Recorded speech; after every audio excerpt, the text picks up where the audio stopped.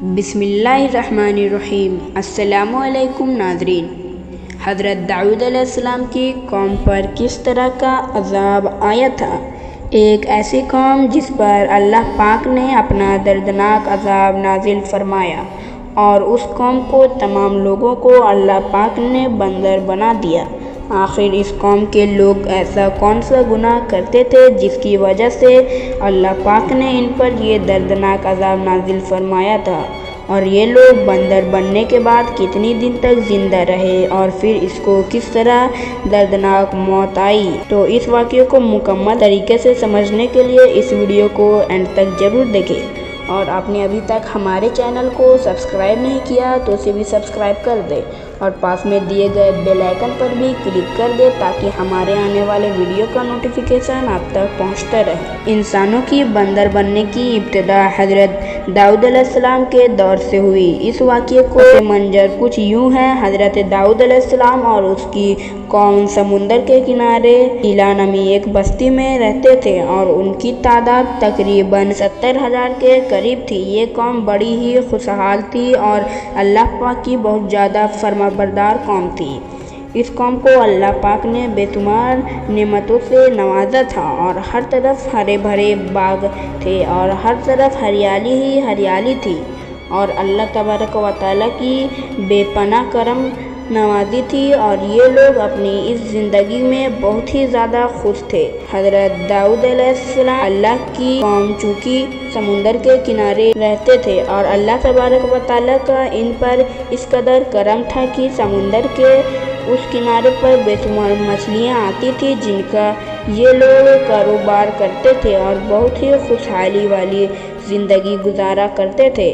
جب یہ قوم اللہ پاک کی مہربانی کی وجہ سے خوشحال ہو گئی تو پھر یہ قوم اللہ پاک کی نافرمانیوں کی طرف اتر آئی اور طرح طرح کے گناہوں میں مبتلا ہو گئے، اور پھر اللہ پاک نے ایک دن اس قوم کا امتحان لینے کا ارادہ فرمایا، اور حضرت داؤد علیہ السلام کو وحی بھیجا کہ اپنی قوم میں سے کہہ دے کہ ہفتے والے دن مچھلی کا شکار کرنا بند کر دے، اور اس طرح اللہ پاک نے حضرت داؤد علیہ السلام کو قوم پر ہفتے والے مچھلیوں کا شکار حرام کر دیا، اور پھر یہاں سے اس قوم کی بربادی شروع ہو گئی۔ حضرت داؤد علیہ السلام نے اپنی قوم کو بتایا کہ اللہ تبارک و تعالیٰ نے ہفتے والے مچھلیوں کو شکار کرنے کو حرام کر دیا ہے، تو وہ لوگ بہت ہی زیادہ پریشان ہو گئے، اور ساری قوم سر جوڑ کر بیٹھ گئے، کیونکہ ہفتے کا دن ہی وہ دن تھا جس میں مچھلیاں بہت ہی زیادہ تعداد میں آتی تھی اور خود بخود کنارے پر آ جاتی تھی، اور باقی دنوں میں بہت ہی کم یعنی کہ نہ ہونے کے برابر ہی مچھلیاں پکڑی جاتی تھی۔ اس قوم کا گزر بسر چونکہ مچھلی کے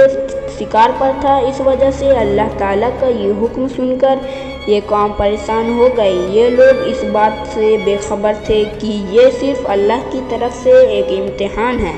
اور ان کی آزمائش بھی ہے۔ پھر شیطان نے ایک دن ان کے دلوں میں وسوسہ ڈالا کہ سمندر سے مچھلیاں نکال کر خشکی میں بڑے بڑے حوض بنا لی، جہاں سب ہفتے والے دن مچھلیاں آئیں گی تو وہ ان نالیوں میں سے ہوتے ہوئے بڑے حوضوں آ جائے گی، اور اس طرح پھر ان مچھلیوں کا منہ بند کر دیا جائے، اور پھر اگلے دن یعنی اتوار والے دن ان کو پکڑ لیا جائے۔ شیطان نے اس قوم کے لوگوں کو برگلا کہ اس طرح میں ہفتے والے دن شکار سے بھی بچا جائیں گے اور مچھلیاں بھی ہمارے ہاتھ آ جائے گی۔ بہت سے لوگ کو یہ وسوسہ اچھا لگا،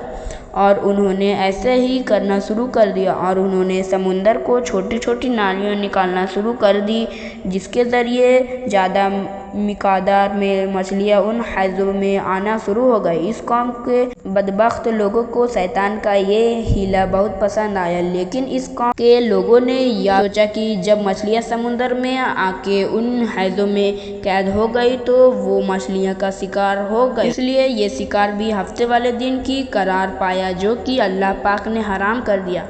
دوستو، آج کے لیے اتنا ہی۔ اگر آپ کو پارٹ 2 دیکھنا ہے تو کمنٹ سیکشن میں ضرور بتائیں تاکہ ہم اگلا پارٹ 2 ضرور اپلوڈ کریں۔ تو اس ویڈیو کو زیادہ سے زیادہ شیئر کریں، اور ویڈیو پسند آیا ہو تو لائک کریں اور کمنٹ سیکشن میں ضرور بتائیں تاکہ ہم اگلا پارٹ آپ کے لیے لا پائے۔ تب تک کے لیے خدا حافظ، السلام علیکم۔